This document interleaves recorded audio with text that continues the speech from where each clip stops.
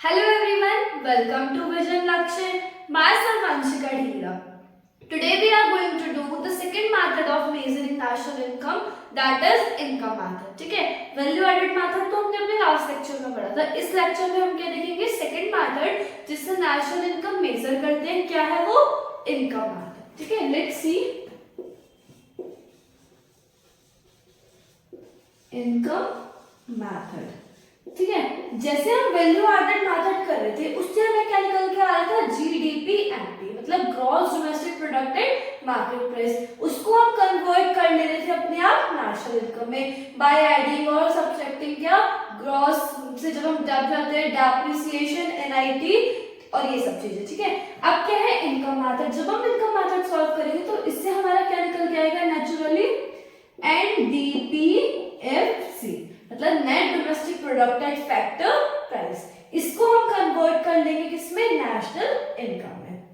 अब देखो, जब हम इनकम मेथड सॉल्व करते हैं, इनकम मेथड क्या होता है, सारी इनकम जिसको इनकम मिल रही है वो सारी इनकम को जब हम कलेक्ट कर लेते हैं तो हमारा क्या बन जाता है, इनकम मेथड. और उससे क्या निकल के आता है, net domestic product at factor price. देखते हैं इसका क्या फॉर्मूला है. देखो, एनडीपी एट एफसी, इसका मतलब क्या हो गया, income method.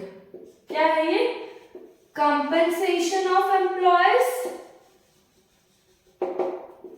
Compensation of employees plus operating surplus plus mixed income. ठीक है, ये तुम्हारा क्या है, पूरा इनकम मेथड.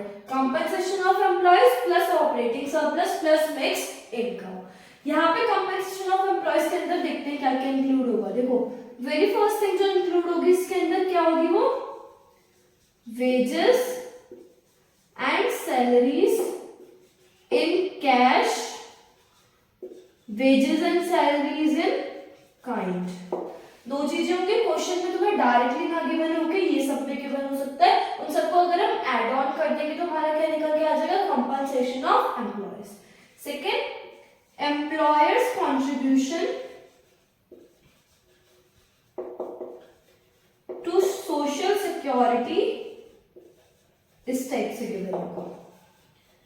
Got it? ठीक है, wages and salaries in cash, wages and salaries in kind, employers contribution to social security scheme. जब हम इन सबको ऐड कर देंगे तो हमारा क्या निकल के आ जाएगा, compensation of employees. Got it? Second one is operating surplus. Operating surplus देखो क्या क्या चीजों से बना होता है ये. पहले इसके अंदर क्या होते हैं, interest,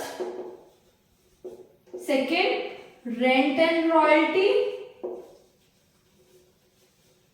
and third one is profit.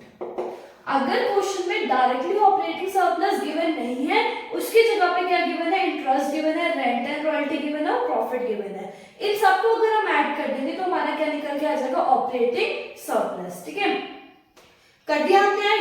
अब इन केस अगर आपको इंटरेस्ट गिवन है, रेंट एंड रॉयल्टी गिवन है, प्रॉफिट नहीं गिवन, प्रॉफिट के कंपोनेंट्स गिवन है, तो हम उसको ऐड कर देंगे. कौन कौन से प्रॉफिट के कंपोनेंट्स होते हैं, कॉर्पोरेट टैक्स. ठीक है, एक कॉर्पोरेट टैक्स गिवन होगा, रिटेन्ड अर्निंग,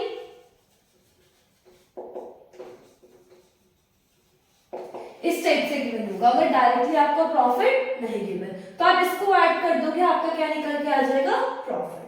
और प्रॉफिट आ गया, फिर उसमें रेंट एंड रॉयल्टी और इंटरेस्ट प्लस कर दोगे तो तुम्हारा क्या निकल जाएगा, ऑपरेटिंग सरप्लस. Got it? और मिक्स्ड इनकम जो है वो तो डायरेक्टली गिवन होती है.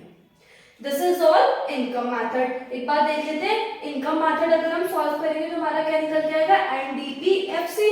जब हमारा एनडीपीएफसी आ गया तो उसका क्या फॉर्मूला होता है, हमारा compensation of employees plus operating surplus plus mixed income.